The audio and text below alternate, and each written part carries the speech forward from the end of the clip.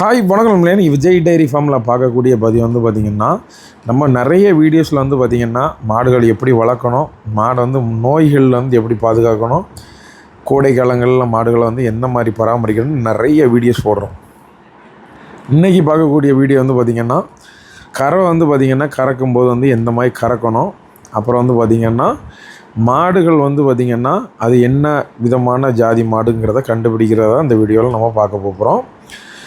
பார்க்கக்கூடிய விஷயம் வந்து பார்த்திங்கன்னா, மாட்டில் வந்து பார்த்திங்கன்னா மாடு வந்து கருப்பு வெள்ளை நிறத்தில் வந்து பார்த்திங்கன்னா உங்களுக்கு வீடியோஸில் தெரியும். அப்போ கருப்பு வெள்ளை நிறம்னாலே நீங்கள் ஹெச்எஃப் தான் அப்படிங்கிறத வந்து பார்த்திங்கன்னா ஃபிக்ஸ் பண்ணுவீங்க. ஆனால் அந்த மாடு வந்து பார்த்திங்கன்னா ஹெச்எஃப் கிடையாது. மாட்டை பொறுத்தவரையில் ஒரு 50% வந்து பார்த்திங்கன்னா ஹெச்எஃப் இருந்தாலும் 50% வந்து பார்த்திங்கன்னா ஜெர்சி தான் சேர்ந்துருக்கு. அப்படிங்கிறத என்ன விதமான முறையில் பார்க்க முடியும்னு பார்த்திங்கன்னா, மாட்டோட உடம்பில் இருக்கக்கூடிய 3 நிறம் சரியா, அது வந்து பார்த்திங்கன்னா செவலை, வெள்ளை, கருப்பு. அதுமாதிரி பார்த்திங்கன்னா காம்பு வந்து பார்த்திங்கன்னா ஜெர்சி மாட்டுக்கு வந்து பார்த்திங்கன்னா செவலை நிறத்தில் காம்பு இருக்கும், ரோஸ் நிறத்தில் காம்பு இருக்காது. அந்த விதத்தில் வந்து பார்த்திங்கன்னா நம்ம ஈஸியாக ஃபிக்ஸ் பண்ணிக்கலாம். இன்னொன்று வந்து பார்த்திங்கன்னா வால் முடியிலே வந்து பார்த்திங்கன்னா சில மாடுகளுக்கு செவலை அந்த மாதிரி நிறங்கள் வந்து பார்த்திங்கன்னா வெள்ளையோடு சேர்ந்து வரும். அதுமாதிரி மாட்டோட முதுகு பகுதியில் வந்து பார்த்திங்கன்னா முன்னிருந்து பின்ன வரைக்கும் வந்து பார்த்திங்கன்னா செவலை நிறத்தில் வந்து பார்த்திங்கன்னா ஒரு ஷார்ப்பான கோடு வரும். அது மூலம் வந்து பார்த்திங்கன்னா நம்ம வந்து இதை ஜெர்சின்னு வந்து ஃபிக்ஸ் பண்ணிடலாம். இன்னொரு முறையாக வந்து பார்த்திங்கன்னா இந்த மாடுகளை பொறுத்தவரையில் ஜெர்சி ஹெச்எஃப் கிராஸை பொறுத்தவரையில் என்ன விஷயம் பெஸ்ட் அப்படின்னு சொல்லலாம்னா, மாடோட பாலோட திக்னஸ் வந்து பார்த்திங்கன்னா சூப்பராக இருக்கும். திக்னஸுக்கு நம்ம பயப்பட வேண்டிய தேவைகள் கிடையவே கிடையாது. இந்த மாதிரியான மாடுகளை வந்து எங்கே லைக் பண்ணுறாங்கன்னு பார்த்திங்கன்னா, நாகர்கோவில் இந்த ஏரியாவில் வந்து பார்த்திங்கன்னா லேடிஸ் கறக்கிறதுக்காக இந்த மாடுகளை விரும்புகிறாங்க. இன்னொரு விதமாக வந்து பார்த்திங்கன்னா ஜெர்சி ப்ரீடை கண்டுபிடிக்கலாம். கொம்பு மட்டும் மூக்குக்கான வந்து நீளங்கள் வந்து பார்த்திங்கன்னா ரொம்ப கம்மியாக இருக்கும். 2 கண்ணுக்கு இடையில் நெத்தியில் ஒரு பள்ளம் இருக்கும். இந்த ஒரு விஷயத்து மூலம் வந்து பார்த்திங்கன்னா நம்ம கண்டுபிடிக்கலாம். அதே மாதிரி வந்து பார்த்திங்கன்னா நாகர்கோவில் லைனில் வந்து பார்த்திங்கன்னா பெண்கள் இந்த மாதிரி மாடுகளை விரும்புகிற காரணங்கள் வந்து பார்த்திங்கன்னா கறக்கிறதுக்கு ஈஸியாக இருக்கும். இன்னொன்று வந்து பார்த்திங்கன்னா மாடு வந்து அடக்கமாக இருக்கும். மாடை பொறுத்தவரையில் உயரங்கள் வந்து பார்த்திங்கன்னா ரொம்ப கம்மியாக இருக்கும். மாடுகள் புதுசாக வளர்க்கக்கூடிய லேடிஸ் வந்து பார்த்திங்கன்னா நாகர்கோவில் ஏரியாவில் வந்து பார்த்திங்கன்னா இந்த மாதிரியான மாடுகள் வந்து பார்த்திங்கன்னா லைக் பண்ணுறாங்க. இந்த மாடு வந்து பார்த்திங்கன்னா கன்னியாகுமரி மாவட்டத்துக்கு தான் நம்ம வந்து பார்த்திங்கன்னா விற்பனை பண்ணியிருந்தோம். அளவுக்கு அதிகமான மாடுகள் வந்து பார்த்திங்கன்னா அங்கே நம்மகிட்ட இருந்து போயிட்டே இருக்குது. காரணம் வந்து பார்த்திங்கன்னா நம்ம வந்து அவங்களுக்கு கொடுக்கக்கூடிய பொருள்கள் வந்து பார்த்திங்கன்னா அவ்வளோ தரமாக இருக்குது. அந்த காரணத்தினால தான் நம்ம மாடுகள் வந்து பார்த்திங்கன்னா வாரத்துக்கு குறைஞ்சது 5லேருந்து 10 மாடுகள் வந்து அந்த ஏரியாவுக்கு கொடுத்துக்கிட்டே இருக்கோம். நம்ம விஜய் டைரி ஃபார்ம் எங்கே இருக்குதுன்னு நிறைய பேருக்கு தெரிஞ்சிருக்காது. நம்ம விஜய் டைரி ஃபார்ம் வந்து பார்த்திங்கன்னா திருநெல்வேலி டு தென்காசி போகக்கூடிய பாதையில் பாவூர் சத்திரம் பக்கம் ஒரு சிறிய கிராமத்தில் அமைஞ்சிருக்கு.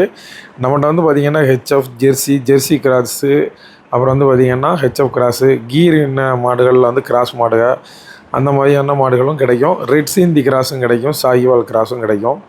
அதுமாதிரி பார்த்திங்கன்னா உங்களுக்கு எதுக்காக வந்து அந்த ப்ரீடுகள்லாம் வந்து பார்த்திங்கன்னா பியூர் ஆக்கலன்னு பார்த்திங்கன்னா அந்த ப்ரீடுகள் வந்து பார்த்திங்கன்னா குணங்கள் கொஞ்சம் கம்மியாக இருக்கும். அந்த மாதிரி ஒரு விஷயத்தினால வந்து பார்த்திங்கன்னா ரொம்ப பியூராக வைக்காமல் கிராஸ் மாடுகளாக வச்சுருக்கோம். இந்த மாதிரி நேரத்தில் வந்து பார்த்திங்கன்னா நம்ம வந்து என்ன மாதிரி மாடுகளை செலக்ட் பண்ணி எடுக்கிறோம்னா கிராஸ் ப்ரீடுகளாக செலக்ட் பண்ணி எடுக்கிறோம். ஏன்னா இனிமேல் இருக்கக்கூடிய காலங்கள் கோடை காலங்கள்.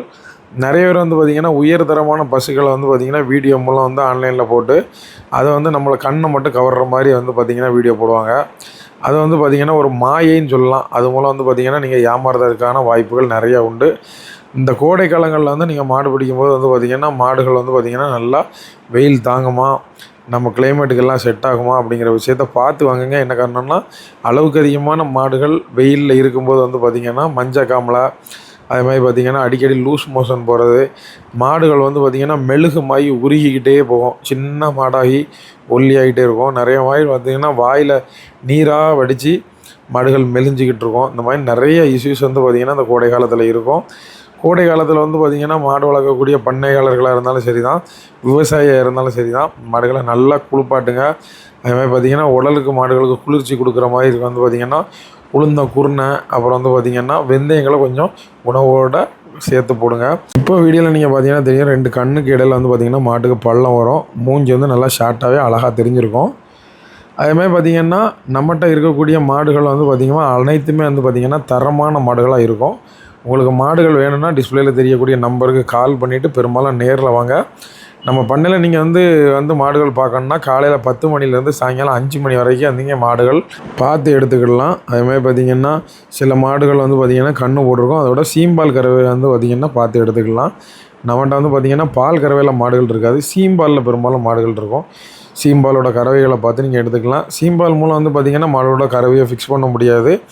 பட் 4 காம்புகளில் வந்து பார்த்திங்கன்னா கறவைகள் தூரிகள் கரெக்டாக வருதா, இந்த தூரிகள் மூலம் வந்து பார்த்திங்கன்னா நம்ம ஈஸியாக பால் கறந்துக்கிடலாமா, இந்த மாதிரி சில விஷயங்களை மட்டும்தான் நீங்கள் வந்து பார்த்துக்கிட முடியும். நம்ம கொடுக்கக்கூடிய மாடுகள் தரமாக இருக்க போய் தான் கஸ்டமர்கள் தரமாக வராங்க. அந்த மாதிரி பார்த்திங்கன்னா நம்மகிட்ட வந்து பார்த்திங்கன்னா தரமான மாடுகளுக்கு என்றைக்குமே பஞ்சம் இருக்காது. கிட்டத்தட்ட நம்ம பண்ணையில் 25லேருந்து 30 மாடுகள் வந்து பார்த்திங்கன்னா எப்போவுமே ஸ்டாக்கில் இருக்கும். அவ்வளோ மாடுகளுமே வந்து பார்த்திங்கன்னா நீங்கள் பார்த்து உங்களுக்கு எத்தனை மாடுகள் வேணுமோ அந்த மாடுகளை நீங்கள் வந்து பார்த்திங்கன்னா பேமெண்ட் பண்ணிட்டீங்கன்னு இருந்ததுன்னா உடனே உங்களுக்கு நல்ல வண்டி மூலமாக உங்களுக்கு டெலிவரி சூப்பராக பண்ணி கொடுத்துடலாம்.